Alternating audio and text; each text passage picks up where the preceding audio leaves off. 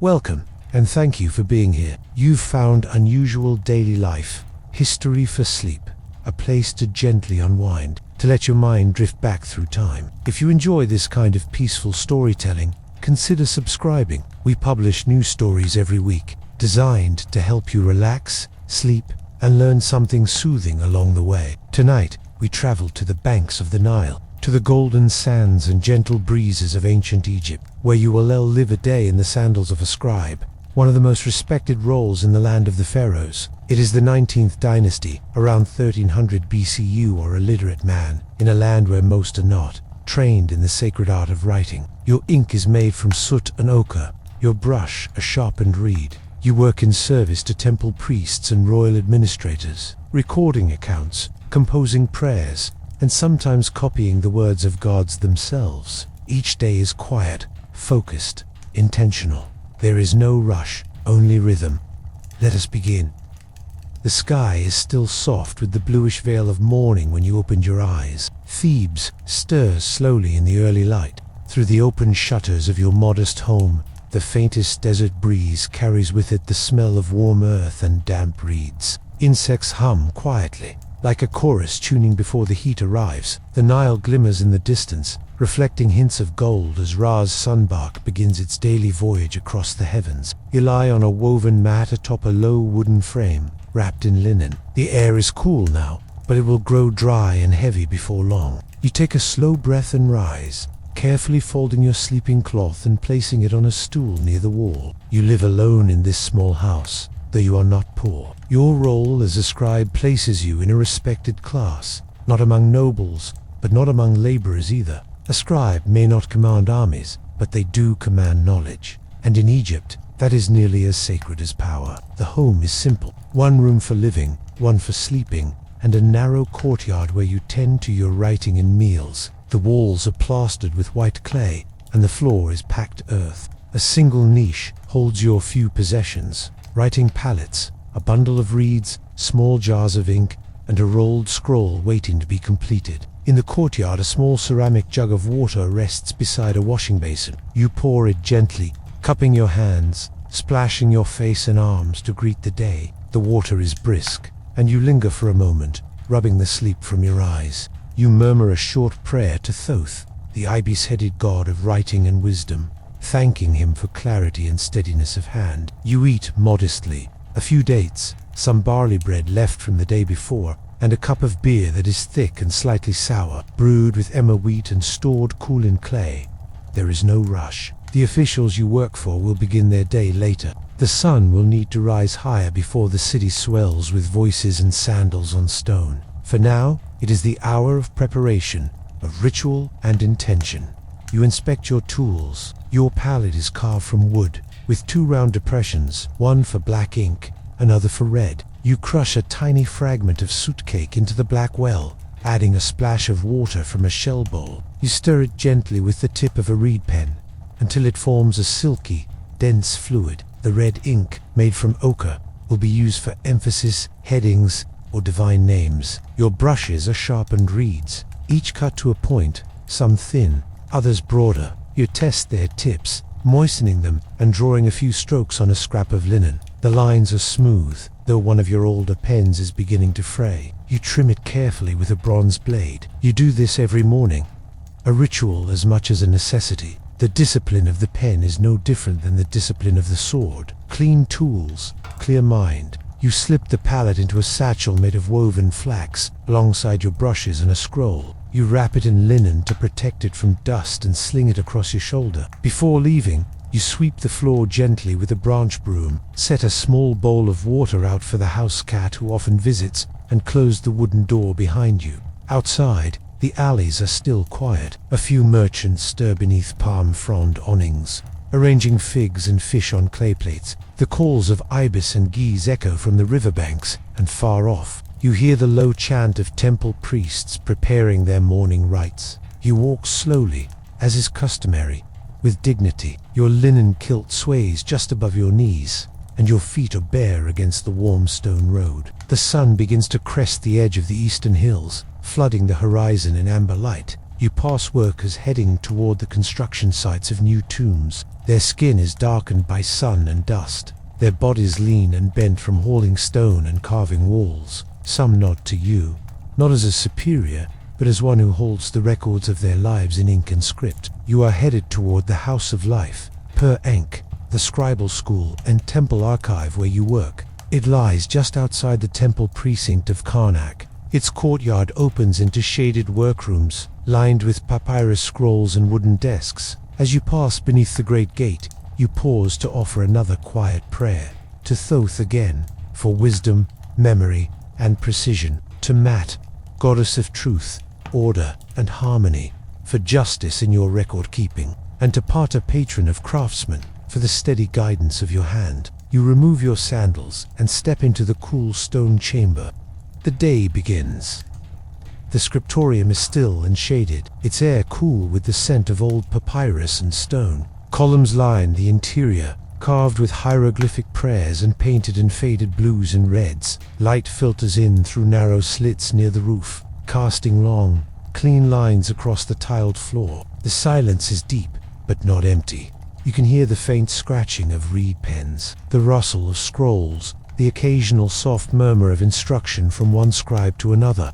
You take your place at a low wooden table, worn smooth by decades of labor. To your left, it is a grain ledger, a record of temple stores and offerings made over the course of the past month. Today's task is to update the inventory, carefully noting incoming deliveries from village farmers. Emmer wheat, barley, onions, dates, and fish preserved in salt. You copy the names and quantities in long vertical columns, using black ink for the standard entries, and red ink for the beginnings of new sections. Just as tradition demands, each mark is deliberate. Every loop, curve, and line in the script, hieratic, the cursive form used by scribes, is shaped with practiced calm. You do not rush. The speed of the pen is not its virtue. A boy sits beside you, no older than 12, with a shaven head and wide, attentive eyes. He is one of the junior pupils of the House of Life, training to become a scribe in time. He watches your hand with silent reverence. You pause to let the ink dry, then nod gently to him. He slides forward a fresh scrap of pottery, an ostrakon, and dips his own reed into the ink. He writes slowly, copying the same line you've just recorded. His letters are careful, but slightly uneven. You offer no criticism, only a quiet correction, moving his hand gently to show the correct angle of the stroke. Scribes, you say it softly, must think before they write. Every word is a mark upon time. This is a truth passed down from master to pupil for generations. You spend the late morning alternating between your own work and his. Occasionally, other scribes pass through the chamber, stooped and sun-browned, others young and energetic, delivering scrolls or borrowing ink. One shares news that a new shipment of papyrus has arrived from the Delta. Another invites you to help revise a hymn to almonry later in the week. There is camaraderie here, quiet and respectful. Scribes are not loud by nature. Their craft demands care, humility, and an intimacy with the divine that leaves little room for vanity. As the sun climbs higher, a bell is rung softly in the courtyard, a signal for the midday pause. You set down your pen and stretch your arms. Your fingers are stained with soot, your wrists slightly stiff from hours of writing, but your heart is content. This is work of meaning, of memory. You walk into the sunlight, where a cloth canopy shades several long benches. Clay cups of water are passed around, along with flat loaves of bread, fresh dates, and small rounds of goat cheese wrapped in palm leaves. You eat slowly, enjoying the warmth of the food and the breeze as it rolls across the open courtyard. The Nile is not far, and its scent drifts faintly over the walls. Sweet and green and ever-present, you hear the familiar rhythms of temple musicians in the distance, their Sistrian flutes echoing through the air like birdsong in stone. After your meal, you walk quietly through the small garden near the House of Life. Here, a pond is lined with lotus flowers and bordered by sycamore trees. You sit for a moment beside the water, watching a frog ripple its surface, then retrieve a short hymn you've been composing, a prayer to Thoth. You reread the words aloud to yourself, softly. Each one has weight, each line, balance. It is about the rhythm of language, the poise of the spirit. Soon, you are asked to assist in the temple library, a side chamber lined with shelves of scrolls, many wrapped in linen and stored in clay jars. You handle them gently, unrolling a few to inspect for mold or cracks. Some are tax records or boundary decrees from years past. Others are far older, tales of gods and kings, copied and recopied across centuries. There are wisdom texts here, advice on life, justice, behavior, and destiny. A few are so ancient their ink has faded into the fibers of the scroll like a whisper nearly lost to time. You place a few of these fragile scrolls on your desk and begin carefully copying them word by word. You are not the author. You are the vessel. One scroll in particular draws your eye. A portion of the instructions of Tuhotep, a classic text of moral guidance from centuries before your time. You copy its lines carefully. Do not be proud because of your knowledge. Consult the ignorant and the wise. The limits of skill are not reached, and no artisan is perfect. You pause and read the line again. It speaks to you. Scribes are not only witnesses to history, they are stewards of it. You complete 2 copies before the shadows begin to shift again. The heat of the day is thick now. Even in the stone walls of the temple, the air grows still. It is nearly time to return home, to rest and reflect before the evening rites. You place your tools back into your satchel, seal the fresh copies in cloth, and pass once more through the courtyard. As you leave, you nod to a statue of Thoth standing near the outer gate. Holding a scribe's palette in one hand, you whisper a final prayer beneath your breath. Grant me memory, grant me balance, grant me words that last longer than stone. And you step into the sun once more. The late afternoon sun casts long, golden shadows across the streets of Thebes as you make your way home. Your sandals scuff lightly on the stone, the day's heat still radiating from the ground beneath your feet. The sky is streaked with copper and rose, the fading light softening the outlines of mud brick homes, palm trees, and stone temples along the horizon. You pass familiar faces on your walk. A fisherman with a bundle of nets slung over his shoulder, a woman balancing a clay jar of water on her head, 2 children chasing one another, past a goat nibbling weeds beside a wall. There is a rhythm to it all. Life in Thebes moving as the Nile moves, in slow, certain currents. As you approach your home, the air cools slightly in the shadow of the courtyard. You set your satchel down on the bench just inside the door and remove your sandals with a quiet sigh. It feels good to return. You sit for a moment beneath the reed awning, letting the air brush across your skin. The cat, the same one who visits often, pads quietly into the courtyard and curls beside your basket of scrolls, tail flicking once, then settling still. There is food to prepare. The evening meal is humble, but cared for. You step into the corner kitchen area, where a simple clay oven stands beside a low table of palm wood. You take a handful of lentils from a basket and soak them in a bowl, crushing a few cloves of garlic with a flat stone and mixing in some dried coriander and salt. The fire is coaxed gently to life, with dry twigs and reeds, and a small flame soon glows inside the clay chamber. As the lentils simmer, you cut slices from a round loaf of barley bread, still dense from yesterday's baking. You unwrap a small jar of date paste, thick, dark, and sweet, and spread a spoonful across the crust. A clay cup of sour beer, brewed earlier in the week, completes the table. There is little noise, only the occasional bird call, a distant child's laughter, the creak of an ox-cart wheel beyond the wall. In this quiet, everything feels slow, grounded, and still. You bring the meal outside and sit in the courtyard, cross-legged on a reed mat, the low sun bathing the space in orange light. The lentils are earthy and warm, the bread chewy and sweet with dates. You eat without urgency, savoring the food, allowing your mind to drift, not toward work, but toward the softness of life, outside ink and papyrus. After the meal, you rinse the dishes and set them to dry. You water a small sycamore tree growing in a clay pot near the corner of the courtyard, a living offering to the goddess Hathor. Its leaves rustle gently, their green vivid against the earthen walls. As twilight descends, you walk next door to visit your neighbor, an older scribe, who once worked in the temple and now spends his days teaching young boys to write. His home is filled with scrolls and memories. You find him reclining on a cushion, tracing lines on a fresh papyrus sheet. He welcomes you with a soft nod and gestures for you to sit. His wife offers you both cups of warm herbal tea, steeped with mint and bits of dried fig.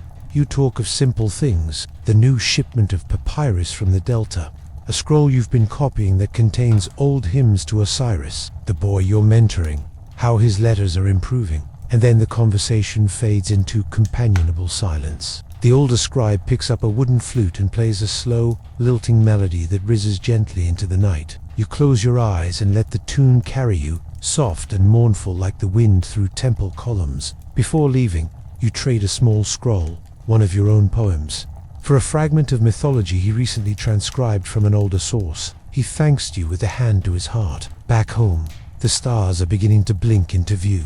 Small fire scattered across the black canvas of Nut, the sky goddess. You sit once more in your courtyard, beneath the stars, the quiet around you deepening. This is the hour when dreams begin to form. Not yet sleep, but something between memory and breath. You take out your personal scroll, the one you keep only for yourself, and write by the light of an oil lamp. The reed bends with the wind, but writes its own path on papyrus. I too bend, but I write. You pause, then slowly roll the scroll and place it back into its linen wrapping. Tonight, there will be no official work, no orders from the temple, only stillness, only the voice within and the quiet outside. You gather your tools one last time and brush the dust from your floor. The cat has returned, now asleep in the corner. A final prayer escapes your lips as you extinguish the flame. Tomorrow, you will write again, but for now, you are content. The sky is deepening into velvet, the last embers of twilight fading over the western horizon, the direction of the dead. In Egyptian thought, the west is sacred. It is where the sun dies each day, only to be reborn come morning. To sleep is not unlike this daily setting, a quiet journey inward, beneath the gaze of the gods. Inside your home, the oil lamp casts a warm flicker against the plastered walls. Its scent, a mix of sesame oil and resin, is faint and comforting. Shadows move gently across the ceiling, mirroring the slow rise and fall of your breath. You have prepared your sleeping mat, the same one you folded this morning, and laid it again beside the far wall, near a simple wooden headrest carved in the form of a lotus bloom. It supports the neck, keeping your dreams steady and the mind undisturbed. Before lying down, you reach once more for a small clay bowl. You use it to wash your hands and face, cleansing the day from your skin, offering yourself as pure to the gods of sleep. Then, from a cloth pouch, you retrieve a small carved amulet, an image of Thoth, scribe of the gods. You place it beside your mat, as you do each evening. It is not for protection, not exactly. It is for connection, a quiet reminder that the written word never ends, only changes form. You kneel briefly beside your bed, hands open, eyes closed. Your prayer is not elaborate, not spoken loudly, but the words form clearly in your mind. O Thoth, who measures the stars and names the winds, guide my dreams tonight. May my heart be light, and my pen true come morning. When you lie down, the cool linen against your skin brings immediate calm. Outside, Thebes grows still. The city doesn't fall silent all at once. It softens gradually, like ink seeping into cloth. The low rustle of leaves, the gentle murmur of river water, a distant donkey braying once, then gone. Even now, others may be waking, guards on night watch, temple priests preparing moonlit rituals, mothers nursing children, but your world has narrowed to the space of this room, the sound of your own breathing, and the rhythms of thought beginning to loosen into dreams. You think of the scrolls you copied today, the story of Osiris, lord of the afterlife, his dismemberment and rebirth, his restoration by Isis, and the judgment of souls in the Hall of Two Truths. You imagine yourself before the scale of mat heart on one side, feather on the other. If your heart is heavy, you cannot pass, but if your life has been balanced, you continue onward. You do not fear this moment, for your life is measured in ink, in patience, in words etched with purpose. And so you breathe in, slowly, then out. You'll feel your muscles soften, your shoulders settle deeper into the mat. The flickering lamp is nearly spent, its glow no more than an ember now. Soon, it too will vanish into shadow. Your mind drifts. You are once more walking along the Nile, the water lapping quietly at your feet. Papyrus reeds sway gently beside you. The ibis wades nearby, silent, precise. The sky above you opens wide, painted with stars as sharp as ink on white cloth. And somewhere, far beyond the veil of wakened thought, you see the scroll of your own life, gently unrolling, word by word, beneath the gaze of the gods. It is a story still being written, and for now, it pauses. In peace, sleep comes, without sound, without push, like the tide, like breath, like the soft glide of a reed pen on fresh papyrus. You are gone to dream. Closing whisper. Thank you for spending this time with us. If you found peace in this journey through ancient Egypt, consider subscribing to Unusual Daily Life for more quiet stories each week. Good night, and may your dreams be balanced.